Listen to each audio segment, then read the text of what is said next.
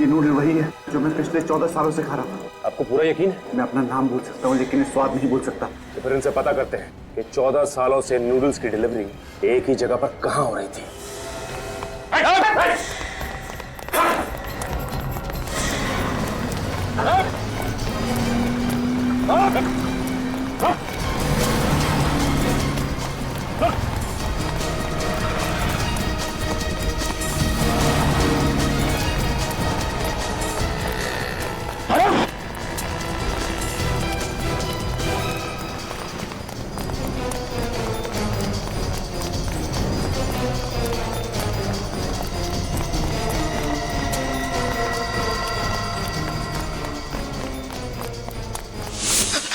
अरे बटलर, तुम यहाँ क्या कर रहे हो? मेरे पीछे वो सीआईडी। नहीं, नीचे।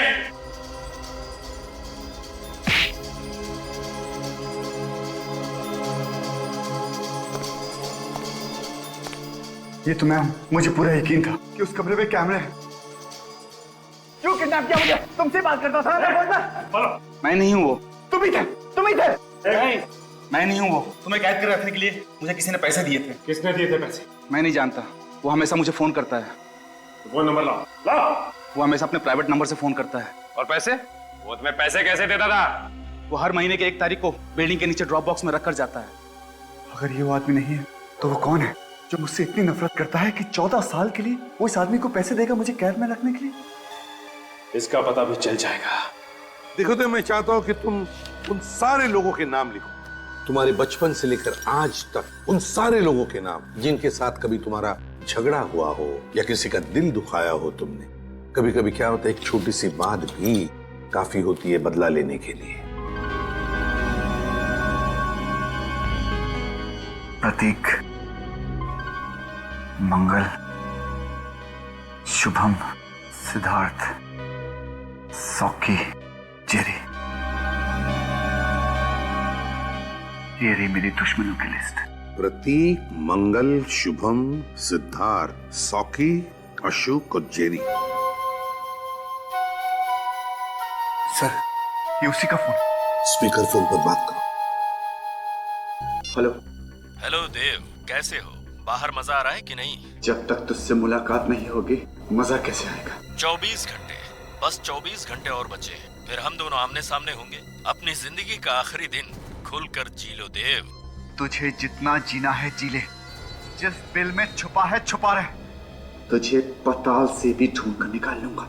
जब सीआईडी वाले पास खड़े हों तो चींटी के भी पर निकल आते हैं। अगर तुझे लगता है कि सीआईडी वाले तेरी जिंदगी बचा पाएंगे तो तू बहुत बड़ा बेवकूफ है। अपने दुश्मनों की लिस्ट में मेरा नाम लिखना भूल गया देव।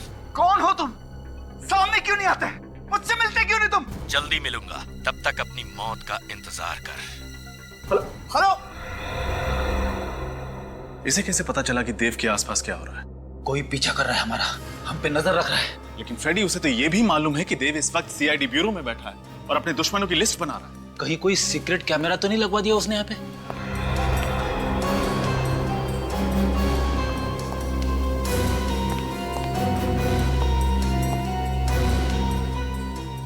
नहीं सर, यहाँ पे तो कोई कैमरा दिख नहीं रहा है। क्या मतलब सर?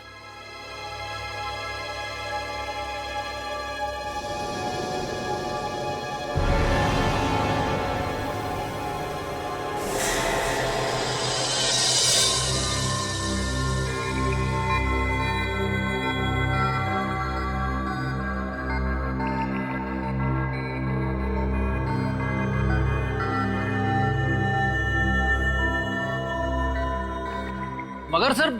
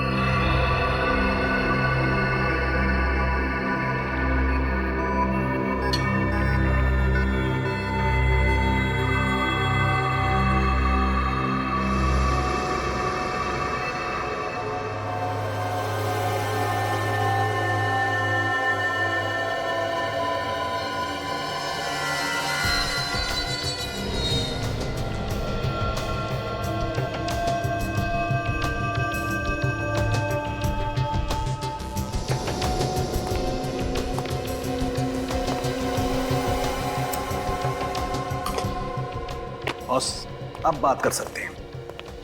इस बग को मैंने इस साउंड प्रूफ बॉक्स में रख दिया है। अब ये हमारी आवाज कैच नहीं कर सकता है। इस बग की वजह से ये किडनैपर हमसे एक कदम आगे रहता था। अब देखते हैं यार सारुण के ये देव होश में कब आएगा? 2 घंटे में इसके एनेस्थीसिया का असर खत्म हो जाएगा, उसके बाद ही होश में आएगा। सर, जिसने भी ये काम किया है उसका दिमाग बहुत ही अजीब तरीके से चलता है। उसने पहले देव को 14 साल तक कमरे में बंद रखा और जब छोड़ा तो उसके शरीर में ये बग फिट कर दिया ताकि वो हर समय इसकी बातें सुन सके। और ये बग भी उसी दौरान लगाया गया है जब देव को बंदी बनाया गया था। लेकिन एक बात समझ में नहीं आ रही है कि देव को पता कैसे नहीं चला जब उसके पीठ में ये बग फिट किया जा रहा था? वेलियम गैस की वजह से। Valium gas? जब हमने देव का ब्लड टेस्ट किया तो देव के ब्लड में हमें वेलियम गैस के ट्रेसेस मिले। यार सारुण के ये वेलियम गैस तो रशियन सेना ने चेचनिया के आतंकवादियों के खिलाफ इस्तेमाल किया था। बिल्कुल। अब बॉस, इसकी बॉडी में हमें विटामिन डी भी बहुत कम मात्रा में मिला है। सारुण के जब भी कोई आदमी 14 साल से सूरज की रोशनी से दूर रहेगा तो यही होगा ना। सिर्फ इतना ही नहीं सर, इसके खून में से हमें स्नोडन थर्वल नाम की दवाई भी मिली है। स्नोडन थर्वल? ये कौन सी दवाई है? सर ये दवाई स्किज़ोफ्रेनिया के इलाज के लिए इस्तेमाल की जाती है। स्किज़ोफ्रेनिया एक तरह की दिमाग की बीमारी होती है ना? अरे हाँ फ्रेडी, बिल्कुल ठीक कहा तुमने। सर, लेकिन वो किडनैपर ये दवाई देव को क्यों दे रहा था? ताकि देव अपना मानसिक संतुलन बनाए रखे। बॉस, अगर किसी इंसान को 14 दिन भी छोटे से अंधेरे बंद कमरे में कैद करके रखा जाए तो अकेलेपन और अंधेरे की वजह से वो अपना मानसिक संतुलन खोने लगता है। खाली दिमाग शैतान का घर। और इस बेचारे देव को तो पूरे 14 साल तक इसी तरीके से अंधेरे बंद कमरे में कैद करके रखा गया था। रजत, ये किडनैपर जरूर चाहता होगा कि 14 साल के बाद में जब देव बाहर निकलेगा तो अपने पूरे होशो हवास में रहेगा। हाँ सर, लग तो ऐसा ही रहा है। अब जिसने भी ये काम किया है उस तक पहुंचना बहुत जरूरी है। वो तो हम पहुंच कर ही रहेंगे। पहले पता लगाओ कि ये बग, ये चिप किसने बेची थी और किसे बेची थी। क्या तारीख बताई थी आपने? 2 सितंबर 2010 और उस बग का बैच नंबर है X91PXB4। X91PXB4 2 सितंबर 2010। जी हाँ, ये बग दी थी हमने, यही नंबर था। ये बग किसको दी थी आपने? इंस्पेक्टर ऋषभ। इंस्पेक्टर ऋषभ? इस इंस्पेक्टर ऋषभ को 2 साल पहले सस्पेंड कर दिया गया था। मगर क्यों? कमिश्नर साहब ने इसको रिश्वत लेते हुए पकड़ लिया था। इस ऋषभ का एड्रेस चाहिए हमें। एड्रेस तो आपको मिल जाएगा, लेकिन इस मुलाकात की खबर किसी को भी नहीं होनी चाहिए। आप चिंता मत कीजिए। सर, हमें तो शुरू से ही शक था कि इस जुर्म में किसी पुलिस वाले या फिर किसी फोरेंसिक डॉक्टर का हाथ है। हाँ, लेकिन रजत, ये ऋषभ ही वो कड़ी है जो हमें देव के किडनैपर तक ले जा सकती है। लेकिन पुलिस वाला होने के बावजूद भी ऐसा गंदा काम। सर, कहीं ऐसा तो नहीं कि इसे पहले ही पता चल गया कि हम लोग यहाँ आ गए? एक काम करो, दरवाजा तोड़ दो। Sir,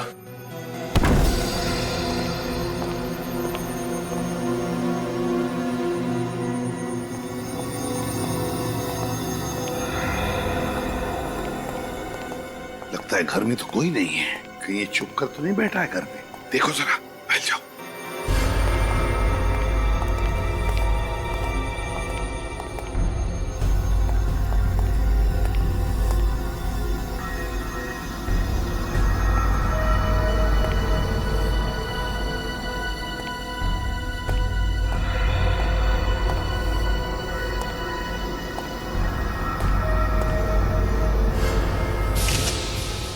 sir! हाँ,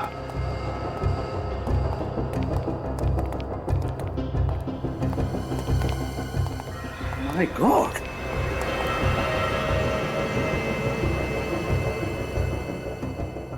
कहीं ये ऋषभ तो नहीं? बहुत बुरी तरह से चाकू से वार किए लगता है। कम से कम 5-6 वार तो है। सर, हो सकता है ये काम देव के किडनैपर्स का हो। हाँ सचिन, हो सकता है। उसे पता चल गया होगा कि वो बग जो फिट किया था वो काम नहीं कर रहा है, इसलिए ऋषभ को मार डाला। अच्छी तरह से चेक करते इस घर को, एक एक कोना छान मारते, एक एक इंच, जरूर कुछ ना कुछ तो मिलेगा।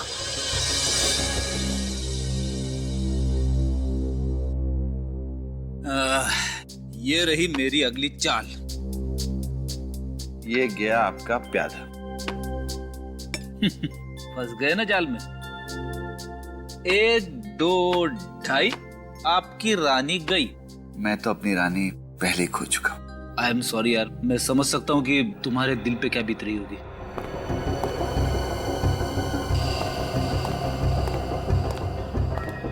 ये क्या है?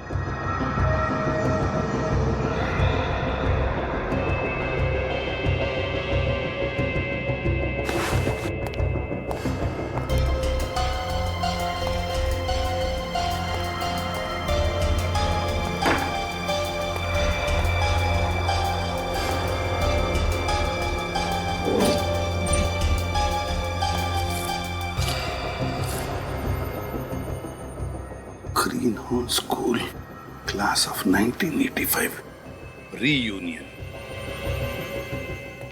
रजत, सचिन, ये देखो क्या मिला। Green horn school class of 1985 reunion. Green horn school, इसका मतलब ऋषभ भी ग्रीन हॉर्न स्कूल में पढ़ता था? सिर्फ ऋषभ ही नहीं, देव भी इसी स्कूल में पढ़ता था। कहीं ऐसा तो नहीं कि ये खूनी, ये देव का दुश्मन भी इसी स्कूल में पढ़ता था? हाँ सर, हो सकता है। लेकिन सर, इस देव ने कभी इस स्कूल में पढ़ने वाले किसी आदमी का जिक्र नहीं किया।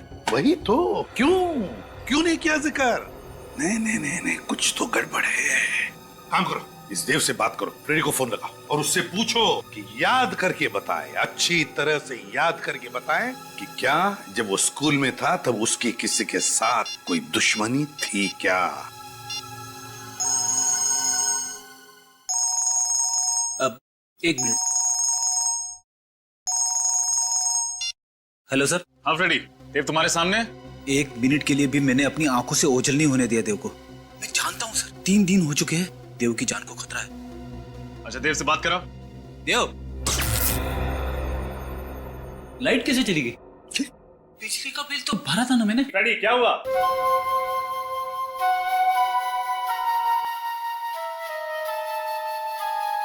सर, इसी तरह की धुन तो देव के फोन के रिंगटोन की भी है। बिल्कुल यही धुन है, यही धुन है। ये तो वही धुन है। मुझे चक्कर क्यों आ रहे हैं? फ्रेडी, फ्रेडी, क्या हो गया? फोन कट गया सर। जरूर कुछ तो गड़बड़ है फ्रेडी के घर पर। चलते हैं उधर, जल्दी, लेट्स गो।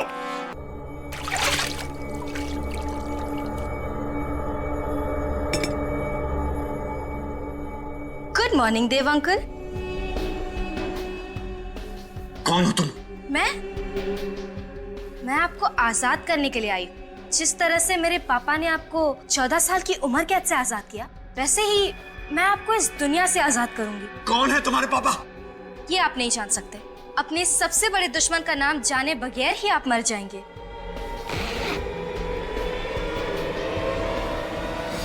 इस गन को हटाओ यहाँ से, हटाओ इस गन को।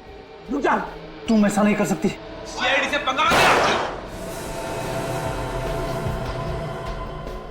क्या हुआ, डर गए? इतने बड़े होकर डर गए? जब गोली चलती है ना, तब कुछ समझ में नहीं आता।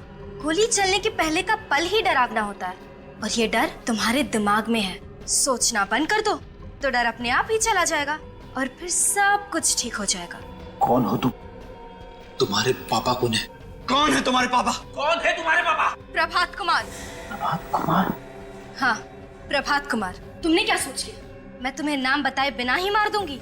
ये नाम जानना तुम्हारे लिए बहुत जरूरी है, क्योंकि यही वो नाम है जो मरने के पहले तुम्हारी कानों में गूंजेगा। कौन प्रभात कुमार? मैं किसी प्रभात कुमार को नहीं जानता। फिर तो तुम मेरी माँ को भी नहीं जानते होगे। कौन है तुम्हारी माँ? चित्रांगदा कुमार, जिसका तुमने बेरहमी से खून कर दिया। मैंने किसी का खून नहीं किया। अपने पापा को यहाँ बुलाओ। वो तुम्हारी वजह से पहले ही बहुत कुछ सह चुके हैं। उन्हें यहाँ बुलाने की कोई जरूरत नहीं है। बहुत बातें हो गई, अब तुम्हारे मरने का वक्त आ गया है। रुक जा, रुक जा, तुम ऐसा नहीं कर सकती।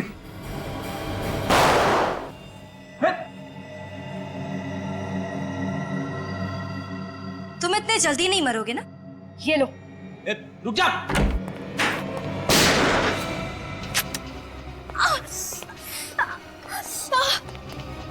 मरने के बारे में सोचना भी मत। कौन हो तुम लोग? सीआईडी। देव को जल्दी से हॉस्पिटल ले चलो, जल्दी। संभल के, संभल के। अगर तुम लोग यहाँ नहीं आते तो मैं उसे मार ही डालती। हम मारने देते तब ना।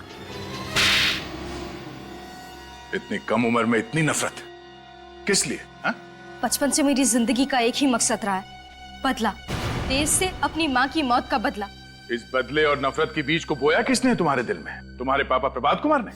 हाँ, मुझे गर्व है अपने पापा पर कि उन्होंने मेरे माँ के हत्यारे को इतनी बड़ी सजा दी, उसे 14 साल की कैद में रखा और अब मैंने उसे गोली मार दी। तुम्हारी वजह से देव हॉस्पिटल में जिंदगी और मौत के बीच झूल रहा है, समझी? देव तो मरेगा, जरूर मरेगा। पकड़े जाने के बाद भी तुम्हारी अकड़ नहीं गई अभी तक। अब चाहे फांसी हो या जेल, मुझे कोई फर्क नहीं पड़ता।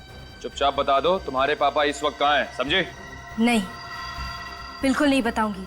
अब जब बाप बेटी का मकसद पूरा हो ही गया है तो सजा क्यों नहीं काट लेते हैं? अब तक मकसद पूरा कहाँ हुआ है? जब देव मरेगा तब हमारा मकसद पूरा होगा। तुम ऐसे नहीं मानोगी, हमें कुछ करना पड़ेगा। फ्रेडी, इस प्रभात कुमार के सारे डिटेल्स निकालो। Sachin, Nikhil, green horns school जाओ, वहीं से कुछ पता चलेगा। Excuse me sir. जी कहिए। हम लोग सीआईडी से। आप लोग मेरे स्कूल में क्या कर रहे हो? I mean, मेरे स्टूडेंट्स ने कुछ गड़बड़ की है क्या? नहीं, आपके स्टूडेंट्स ने कुछ गड़बड़ नहीं की है, बस आपके स्कूल के 1982 के बैच के बारे में कुछ जानकारी चाहिए थी। 1982 के बैच के बारे में? एक मिनट। आइए सर, इस फाइल में आपको उस बैच की सारी जानकारी मिल जाएगी। देव इसी बैच में था, मगर अपने पापा के तबादले की वजह से 15 जुलाई 1982 को बीच में स्कूल छोड़ के चला गया था। 2 सितंबर 1982 में देव की क्लास में एक नीलम नाम की लड़की थी जिसने आत्महत्या की थी, लेकिन आत्महत्या की वजह नहीं लिखी यहाँ। प्रिंसिपल साहब, आप कुछ बता सकते हैं इसके बारे में? जी नहीं सर, मैं तो यहाँ पिछले 5 साल से ही प्रिंसिपल हूँ। 1982 में मिस्टर दीनानाथ यहाँ के प्रिंसिपल थे, जिनके कुछ साल पहले ही मौत हो गई। मौत हो गई है? जी हाँ सर। इसमें यह भी लिखा है कि नीलम का एक भाई भी था जो 8वीं क्लास में था इसी स्कूल में। क्या नाम है उसका? प्रभात कुमार। ये प्रभात कुमार तो नताशा के पापा का नाम है ना? हाँ सर। मतलब ये प्रभात पास आउट हुआ होगा 1985 में, पास आउट हुआ होगा। तो सर 1985 की फाइल देखना चाहिए। ये क्या? प्रभात और ऋषभ दोनों एक ही क्लास में पढ़ते थे, तो इसका मतलब ये दोनों एक दूसरे को अच्छी तरह से जानते होंगे और इसीलिए प्रभात ने ऋषभ से वो बग मंगाया होगा देव के शरीर में डालने को। और सर, जब उस बग के बारे में हमें पता चल गया तो प्रभात कुमार ने ऋषभ को ही रास्ते से हटा दी। हो सकता है निखिल कि नीलम की मौत में देव का ही हाथ हो, इसीलिए तो प्रभात देव से बदला लेना चाहता था। और सर, अगर नीलम की मौत की वजह देव है तो देव ने हमसे इतनी बड़ी बात छुपाई क्यों? हो सकता है निखिल कि देव को पता ही ना हो, क्योंकि देव ने स्कूल छोड़ा था जुलाई महीने में और नीलम ने आत्महत्या की थी सितंबर के महीने में। अच्छा प्रिंसिपल साहब, इन सब की फोटोग्राफ मिल सकती है? जी सर।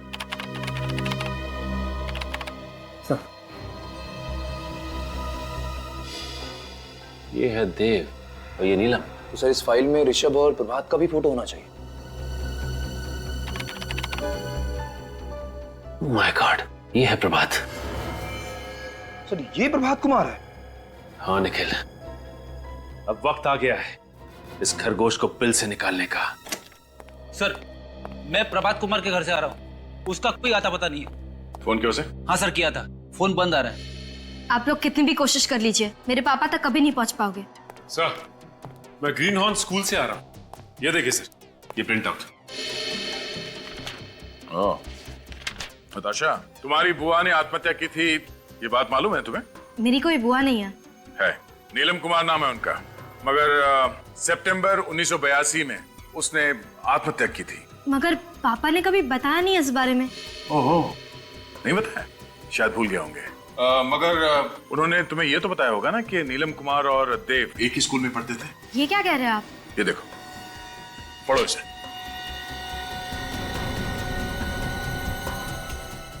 पापा ने इतनी सारी चीजें मुझसे छुपाई क्यों? तुम्हारे पापा ने तुम्हारा इस्तेमाल किया, तुम्हारी माँ की मौत का बदला लेने के लिए नहीं, बल्कि तुम्हारी बुआ की मौत का बदला लेने के लिए। ये सारे कागजात नकली है, आप लोग झूठ बोल रहे हैं ना? क्या नाम है तुम्हारी मम्मी का? चित्रंगदा कुमार ना? हाँ। कोई फोटो है उनकी तुम्हारे पास? नहीं, उन्होंने कभी मम्मी की फोटो नहीं दिखाई। चित्रंगदा कुमार नाम की कोई औरत होगी तो दिखाएंगे ना।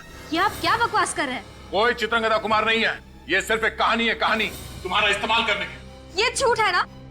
तुम्हारे मम्मी पापा की शादी कब हुई थी? 25 फरवरी 1993। मैरिज रजिस्ट्रार के ऑफिस में गए थे हम, वहाँ पे भी कोई प्रभात कुमार और चित्रांगदा कुमार की शादी का रजिस्ट्रेशन नहीं किया गया है। ये नहीं हो सकता। अच्छा, ये बात है। आप लोगों को लगता है कि आप लोग मुझे इन सब बातों में फंसाकर उल्लू बनाओगे, तो मैं आपको अपने पापा का पता बता दूंगी, है ना? मैं आपको अपने पापा का पता नहीं बताऊंगी। तुम्हारे पापा हैं कौन, ये पता भी है तुम्हें? क्या मतलब? दया, हमारा शक सही था। ये पढ़ो। ये क्या है? DNA report. तुम्हारी डीएनए रिपोर्ट मिस्टर देव के डीएनए रिपोर्ट से मैच करती है। मिस्टर देव तुम्हारे पापा हैं, तुम्हारे असली पापा प्रभात कुमार नहीं। ये रिपोर्ट्स नकली है ना? ये सब झूठ है। आप लोग झूठ बोल रहे हैं ना? यही सच है। तुम्हारे गाल पे जब ये तिल देखा था हमने, हमें उस वक्त शक हुआ था कि शायद तुम मीरा हो, देव और प्रिया की बेटी। ये नहीं हो सकता। मीरा, तुम्हारी माँ का हत्यारा प्रभात कुमार है। उसी ने प्रिया को मारा और प्रिया के खून का इल्जाम देव के सर पे डाला और फिर एक बेटी के हाथों बाप को मरवा के बदला लेना चाहता था। ये नहीं हो सकता। इस प्रभात ने बड़ी लंबी प्लानिंग की थी। उसने सोचा कि एक बेटी से बाप का खून करवा दूंगा, इस तरह मीरा को फांसी हो जाएगी और देव का सारा खानदान खत्म। हे भगवान, ये मुझसे क्या हो गया? मैंने अपने हाथों से अपने पापा पर गोली चला दी। ये क्या कर दिया मैंने? मैं प्रभात कुमार को नहीं छोड़ूंगी, मार डालूंगी उसे। मीरा, प्रभात कुमार के पापों की सजा कानून देगा उसे। तुम हमें सिर्फ ये बताओ कि वो है कहाँ। लो खाना खा लो। कहते हैं वक्त हर जख्म को भर देता है, मगर वक्त ही मेरा जख्म है।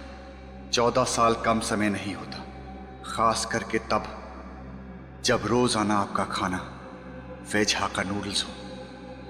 मगर मैं खाऊंगा। जिंदा जो रहना है मुझे, ये जानने के लिए कि वो कौन दुश्मन है मेरा जो इतनी नफरत करता है मुझसे। कभी ना कभी तो जरूर आजाद करेगा वो मुझे इस पिंजरे से।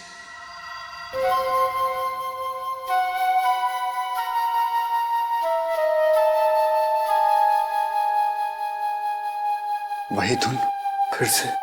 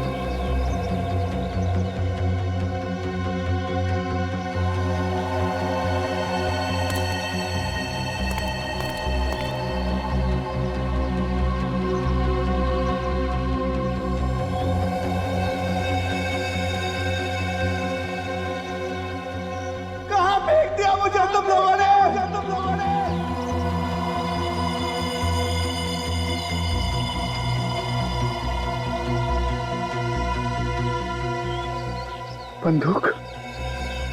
उसने मुझे बंदूक क्यों दी?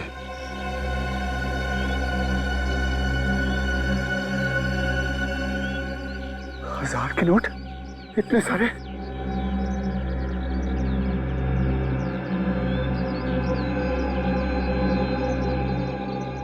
ये कैसा मोबाइल फोन?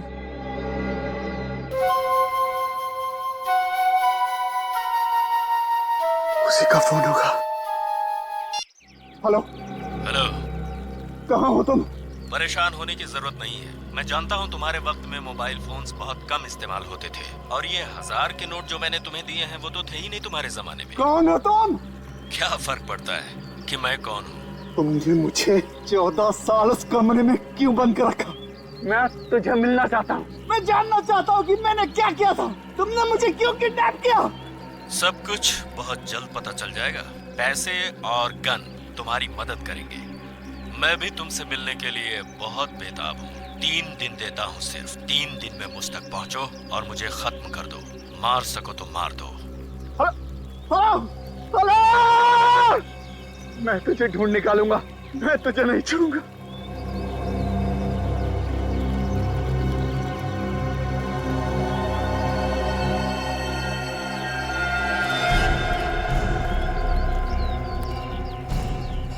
कौन सा जंगल है?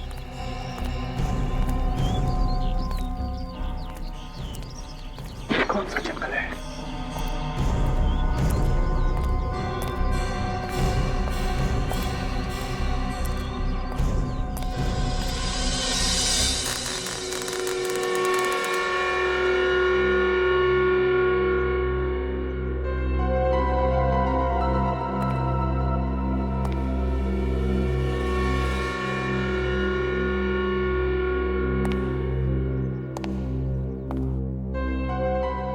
मेरे हंसते खेलते घर को उसकी नजर लग गई।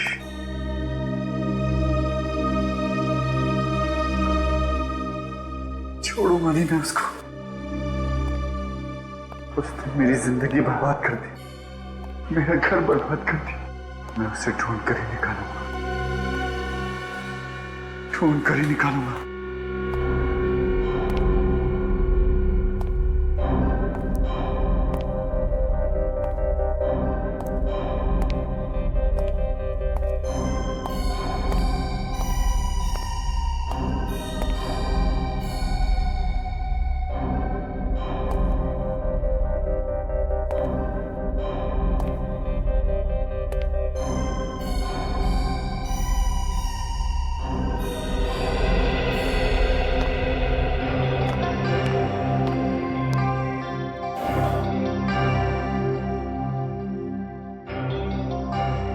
कितना खूबसूरत है, मीरा को बहुत पसंद आएगा।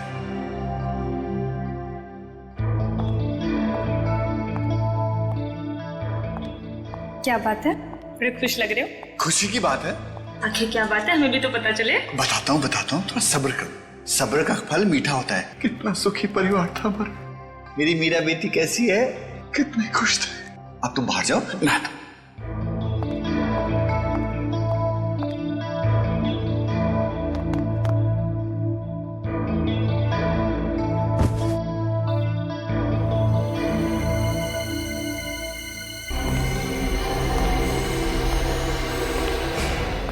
लॉकेट इसी में होगा।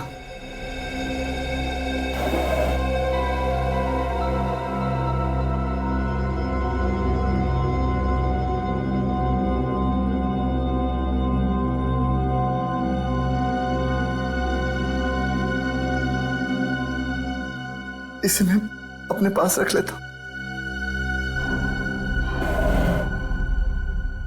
इसमें एक डायरी होगी, इसमें होगी ये रही।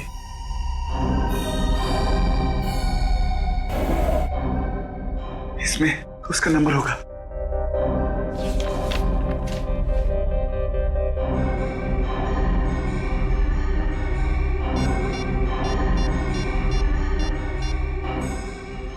हेलो गिरीश, मैं देव। कहाँ है तू? कैसा है? कहाँ था इतने साल? गिरीश, मैं ये सब फोन पर नहीं बता सकता। क्या हम मिल सकते हैं? बिल्कुल मिल सकते हैं। वहीं मिलेंगे अपने पुराने अड्डे पे। टटारा डिस्कोथेक 8 बजे। तुम महेश? खूनी, मैं जानता था कि तुम एक ना एक दिन वापस जरूर आओगे। तुमने क्या सोचा था कि 14 साल के बाद भागकर वापस आने पर तुम्हें मिलने वाली सजा से तुम बच जाओगे? मैंने कोई गुनाह नहीं किया। तुमने अपनी बीवी प्रिया का खून किया है। मैं अभी सीआईडी को फोन लगाता हूँ। सीआईडी को फोन मत करना महेश। अरे सीआईडी को फोन मत करना। तुम्हारे पास बंदूक है तो मुझे फोन लगाना ही पड़ेगा।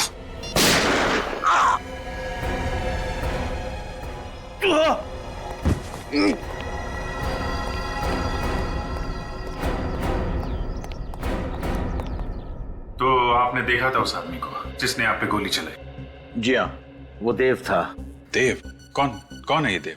जी वो मेरा पड़ोसी था। आज से 14 साल पहले वो अपनी पत्नी प्रिया का खून करके भाग गया था। आज तक पकड़ा नहीं गया था।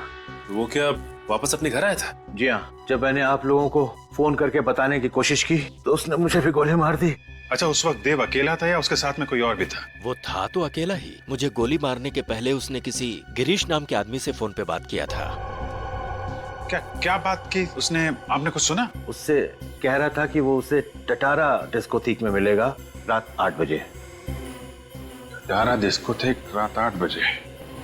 8 बजने में भी 4 घंटे बाकी हैं। तब तक इस देव की कुंडली निकालते हैं।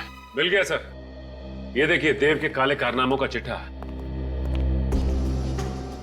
तो इस देव ने आज से 14 साल पहले 24 अप्रैल 1998 को अपनी बीवी प्रिया का खून किया था, पेट में चाकू घोंप के। हाँ सर, और वो खून करके फरार हो गया और पुलिस को चाकू के ऊपर से उसकी उंगलियों के निशान भी मिले। और तो और मौका वारदात पे देव की खून की बूंदें भी मिली, लेकिन उसके बावजूद पुलिस पकड़ नहीं पाई उसे। और अब 14 साल बाद वो इस शहर में वापस आया है। सर जरूर कोई बहुत बड़ी ठोस वजह है इस देव के वापस आने की, वरना खुद घर जाके वो अपने आप को मुसीबत में क्यों डालता? इसमें यह भी लिखा है कि उस वक्त देव की एक 2.5 साल की बेटी भी थी, मीरा, और उसकी मां की मौत के बाद से वो गायब है। आ रहा है ना आज रात ये देव टटारा डिस्कोटेक में। बहुत सारे सवालों के जवाब देने इस देव को।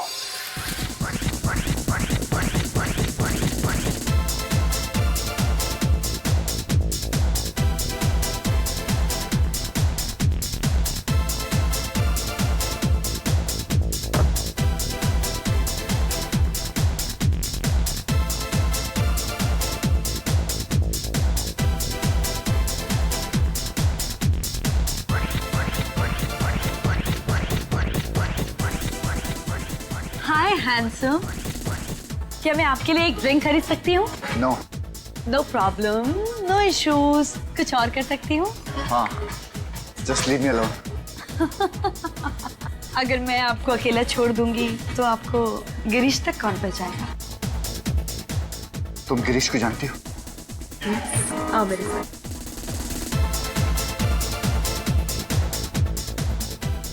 गिरीश, देखो तुमसे मिलने देव आया है। देव, हाय मैन। मेरे दोस्त कहाँ थे यार?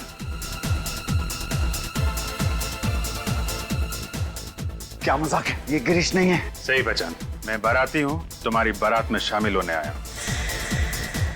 देव, अरे मेरे दोस्त, यार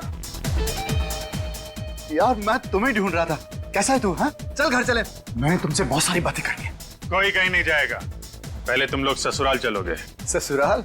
हाँ ससुराल, सीआईडी ब्यूरो। CID bureau? मेरे पास वक्त नहीं है। वक्त तो मेरे पास भी नहीं है। जो जुर्म आप लोग मुझसे कबूल करवाना चाह रहे हो वो मैंने किया ही नहीं है। झूठ बोल रहे हो तुम। अपनी बीवी प्रिया का खून तुमने ही किया है। मैं तो उससे स्कूल के दिनों से ही प्यार करता था। स्कूल के दिनों से? मतलब तुम और प्रिया के एक ही स्कूल में पढ़ते थे? कौन से स्कूल में पढ़ते थे तुम? एक ही स्कूल में नहीं सर, मैं ग्रीन हॉर्न्स में था और वो एसके स्कूल में। मैं उससे जान से भी ज्यादा प्यार करता था। मैं उसका खून क्यों करूंगा? ये सच कह रहा है सर। आप, मेरा नाम गिरीश है, मैं देव का दोस्त हूँ। प्रिया भाभी और देव के प्यार की मिसाल तो हम सभी दोस्त दिया करते थे। अगर तुमने खून नहीं किया तो इतने साल तक कहाँ गायब रहे? पुलिस से डर के भाग क्यों रहते तुम? मैं नहीं भागा। तो क्या 14 साल से हिमालय में जाकर बैठे थे समाधि लगाकर? सर मैं किडनैप हो गया था। किडनैप? वो भी 14 साल के लिए? हाँ। मतलब 1998 से लेके 2012 तक तुम किडनैपर की कैद में थे? हाँ। किसने किया था तुम्हें किडनैप? मुझे नहीं पता सर। है? पता नहीं? तुम कह रहे हो कि किसी ने तुम्हें 14 साल तक किडनैप करके रखा, और अब कह रहे हो कि तुम्हें पता नहीं किसने किडनैप किया तुम्हें? मैं कभी उसका चेहरा नहीं देख पाया और ना ही उसने कभी अपना नाम बताया। चलो नाम नहीं सही, वजह तो बताई होगी किडनैप करने की। मुझे कोई वजह नहीं बताई उसने।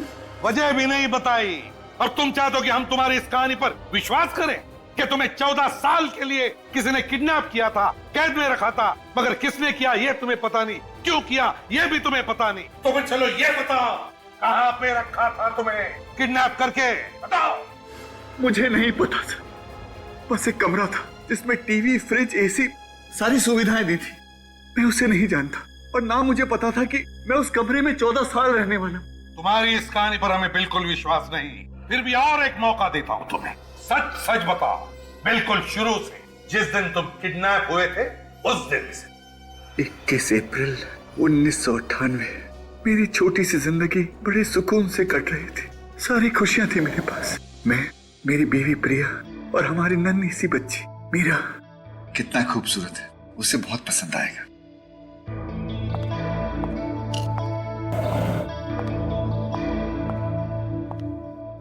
क्या बात है, बड़े खुश लग रहे हो। खुशी की बात? आखिर क्या बात है, हमें भी तो पता चले। कुछ बात है ना, थोड़ा सब्र करना सीखो। सब्र का फल मीठा होता है। मेरी मीरा बेटी कैसी है? अच्छा, इसे लेकर बाहर जाओ, मैं आता हूँ। तुमने बताया नहीं क्या बात है। तुम जाओ तो मैं आता हूँ, बताता हूँ।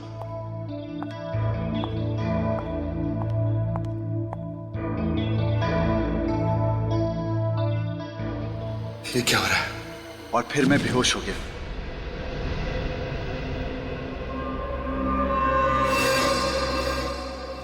जब नींद खुली तो देखा किसी अनजान जगह पर हूं। उस वक्त मैं ये नहीं जानता था कि मुझे वहां 14 साल बिताने होंगे। पर अगर ये बात मुझे पता भी होती तो क्या मेरा दर्द कुछ कम हो जाता?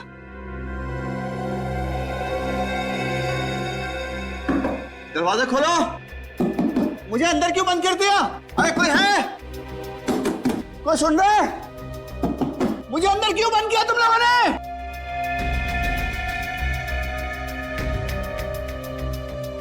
कहाँ हूं मैं?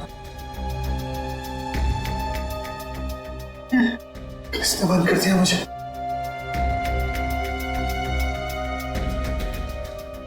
खिड़की नहीं, टीवी है, सारी सहूलतें हैं। इसने मुझे सब कुछ दिया, लेकिन काल कोठरी में क्यों बंद कर दिया? ये लो खाना। आप लोग कौन है? मुझे क्यों बंद कर रखा है? आप लोगों को पैसा चाहिए ना, मैं दिलवाऊंगा। मुझे छोड़ दो। उसके पास पैसों की कमी नहीं है। किसके पास? क्या नाम है उसका? मुझे बताओ, मुझे बताओ उसका नाम। वो तुम्हें जल्द ही पता चलेगा। छोड़ो। अरे छोड़ो, छोड़ो। और फिर एक दिन 4 लोग अंदर आए। मैं समझ नहीं पा रहा था कि वो मेरा खून क्यों ले जा रहे हैं। मेरा खून क्यों ले लिया? जाने से पहले उन्होंने मेरा ग्लास भी ले लिया। ग्लास? उन्होंने ऐसा क्यों किया था? अरे कहाँ जा रहे हो? कहाँ जा रहे हो आप लोग? मेरा खून क्यों ले जा रहे हो? मेरा खून, मुझे छोड़ो, मुझे छोड़ो। ये उस दिन मुझे समझ में आया जब मैंने न्यूज चैनल पर देखा कि आज सुबह देव नाम के सिविल इंजीनियर ने अपनी पत्नी प्रिया की चाकू मारकर हत्या कर दी। चाकू पर देव की उंगलियों के निशान और फर्श पर उसकी खून की बूंदें इस बात की पुष्टि करती हैं कि खून देव ने ही किया है। देव फरार है। पुलिस को उसकी तलाश है। देव और प्रिया की एक 2.5 साल की बेटी मीरा भी थी, जिसका फिलहाल कोई पता नहीं चल पा रहा। पुलिस का मानना है कि देव उसे अपने साथ ले गया है।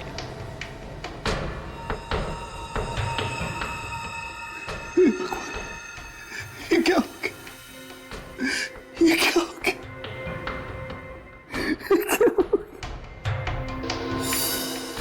क्यों मारा तुमने प्रिया को? मैंने क्या बिगाड़ा था तुम्हारा? क्या बिगाड़ा था?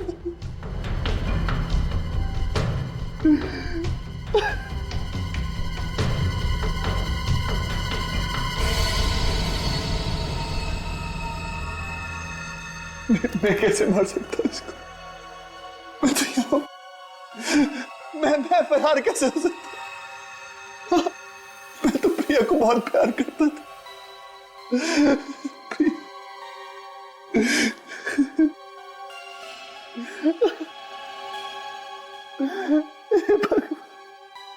ये क्या हो गया? मीरा, मेरी बच्ची मीरा कहाँ हो गई? मीरा का क्या किया तुमने? मेरी बच्ची कहाँ है? मैंने क्या बिगाड़ा है तुम्हारा? मुझे माफ कर दो। मेरी बच्ची मुझे वापस दे दो। और इस तरह उस इंसान ने मेरी हंसती खेलती जिंदगी बर्बाद कर दी। अब मेरी जिंदगी का सिर्फ एक ही मकसद है, बदला। उससे मारकर मैं फांसी भी चढ़ जाऊं तो मुझे परवाह नहीं, मुझे परवाह नहीं। तुम्हारी बेटी मीरा वो कहाँ है? पता नहीं कैसी होगी, मुझे ये भी नहीं पता। किस हाल में होगी, मुझे ये भी नहीं पता। हौसला रखो देव, तुम कानून को अपने हाथ में नहीं लोगे। सीआईडी वाले उस खूनी को सजा जरूर दिलाएंगे और तुम्हारी बेटी मीरा को भी ढूंढ निकालेंगे।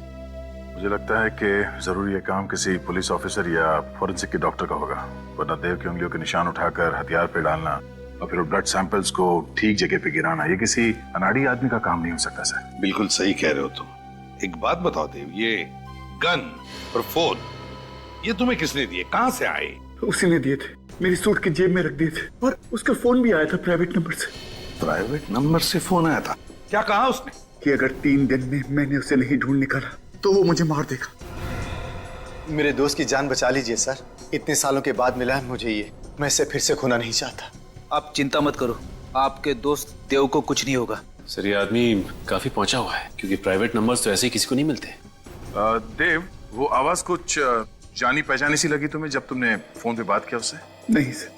चलो उस जगह के बारे में तो बताओ, याद करो, जरा दिमाग पर जोर डालो, बताओ। सर बस एक कमरा था, उस कमरे में कोई खिड़की नहीं थी, बाहर से किसी की कोई आवाज नहीं आती थी। मैं तो किसी इंसान की आवाज सुनने को तरस गया था सर। फिर भी कुछ तो सुना होगा, वहां बाहर से कोई आवाज आई होगी, कोई अजीब सी आवाज।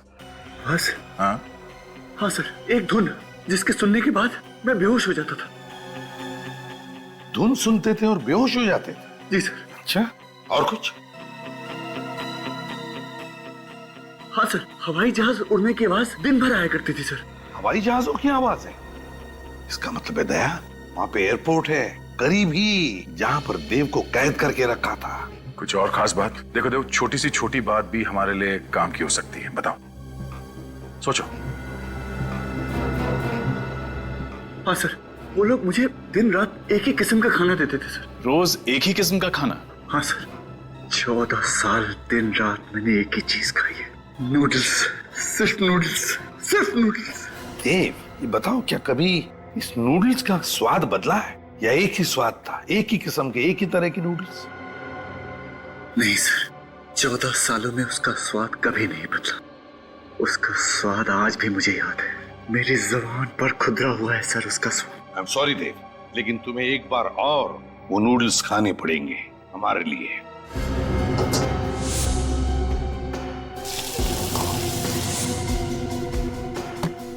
टेस्ट कीजिए मिस्टर देव।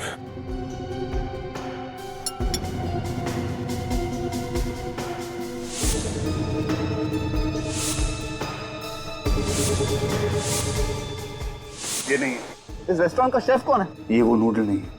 मुझे नहीं लगता ये नूडल खाने के बाद मैं और कभी नूडल खा पाऊंगा। इतना घटिया बना है।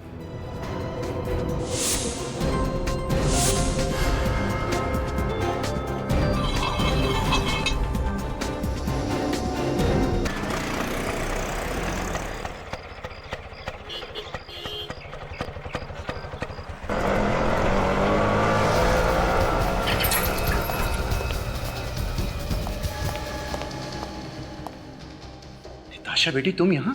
सीआईडी वालों ने तुम्हें छोड़ दिया? सीआईडी वालों ने मुझे छोड़ दिया। जब मैंने उन्हें अपनी माँ के खून की दर्द भरी दास्तान सुनाई तो दया का भी दिल पिघल गया। दया का दिल भी पिघल गया? अरे बेवकूफ लड़की, दया का दिल कभी पिघल नहीं सकता, क्योंकि इसका दिल लोहे का बना हुआ है। जरूर इसमें उनकी कोई चाल होगी। ठीक कहा तुमने, ये हमारा ही प्लान था, मिस्टर प्रभात कुमार उर्फ गिरीश।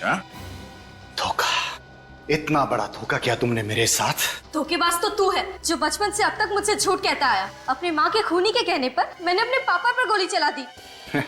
तो तुम्हें सब कुछ पता चल चुका है। कितनी कोशिश की मैंने कि कम से कम खून खराबा हो, खुशी खुशी सब कुछ निपट जाए, मगर अब मुझे लगता है यहाँ पर मुझे 4 लाशें बिछानी पड़ेगी। तुम लाशें बिछाओगे? लाशें बिछाने लायक बचोगे तब ना। बोल, क्यों किया ये सब? क्योंकि मैं देव को बर्बाद कर देना चाहता था। क्या दुश्मनी थी तुम्हारी देव के साथ? देव मेरी बहन का खूनी है। लेकिन नीलम ने तो आत्महत्या की थी ना? देव की वजह से आत्महत्या की थी मेरी बहन नीलम ने, क्योंकि ग्रीन हाउस स्कूल में उसने सभी को ये कहकर उसे बदनाम कर दिया था कि वो उससे प्यार करती है, उससे शादी करना चाहती, जबकि ऐसा कुछ भी नहीं था। देव तो जुलाई 1982 में स्कूल छोड़कर जा चुका था। हाँ, मगर देव के स्कूल छोड़ देने के बाद भी ग्रीन हॉर्न्स के बाकी के स्टूडेंट्स के तानों ने नीलम का पीछा नहीं छोड़ा, और मायूस होकर वो खुद मौके से लटक गई। गिरीश, तुम्हारी बहन के साथ जो कुछ भी हुआ बहुत गलत हुआ, मगर बदला लेने के लिए तुमने देव के साथ जो कुछ भी किया वो भी ठीक नहीं है। सालों से बदले की आग मेरे दिल में चल रही थी, और मैंने उसे कभी बुझने भी नहीं दिया। बस सही मौके का इंतजार कर रहा था, क्योंकि देव मुझे पहचानता नहीं था, इसलिए गिरीश बनकर मैंने उससे दोस्ती की। ये सब करने का क्या फायदा हुआ? तुम्हारी मरी हुई बहन वापस तो नहीं मिली ना? तुम्हें मिलेगा सिर्फ फांसी का फंदा। डॉक्टर साहब, कैसी तबीयत है इनकी? गोली दिल के बिल्कुल पास लगी और खून भी काफी बह गया है, इसलिए इनका बचना मुश्किल है। नहीं डॉक्टर साहब, ऐसा मत कहिए। अगर मेरे पापा को कुछ हो गया तो मैं अपने आप को माफ नहीं कर पाऊंगी। हमें जो कुछ करना था हम कर चुके हैं, अब तो इनको केवल भगवान ही बचा सकते हैं। पापा, पापा उठिए ना, मैं आपकी बेटी मीरा। मैं आपको पहचान नहीं पाई, पर आपको तो मुझे पहचान लेना चाहिए था ना। पापा जवाब दीजिए, इतने सालों बाद आपकी बेटी वापस आई है, आप उठकर उसे गले नहीं लगाएंगे? ओ नो, इनकी हालत तो बिगड़ती जा रही है। पापा आप मुझे मुझे छोड़कर कहीं नहीं जा सकते, समझ गए आप? मम्मी भी मुझे छोड़ के चली गई थी। अगर आप चले गए तो मुझे कौन संभालेगा? पापा उठिए ना पापा। हे भगवान, आप प्लीज मेरे पापा को बचा लीजिए। मैं जेल चली जाऊंगी, अपने सारे बुरे कामों की सजा काटूंगी, पर आप मेरे पापा को बचा लीजिए प्लीज। भगवान उठिए ना पापा। इन्हें होश आ रहा है। पापा मुझे माफ कर दीजिए, मुझसे बहुत बड़ी गलती हो गई। मुझे अब पर गोली नहीं चलानी चाहिए थी।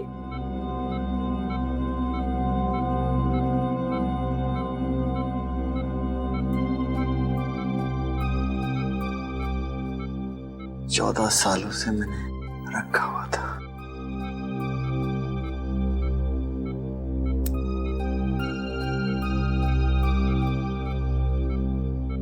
ये तो मेरे बचपन का फोटो है।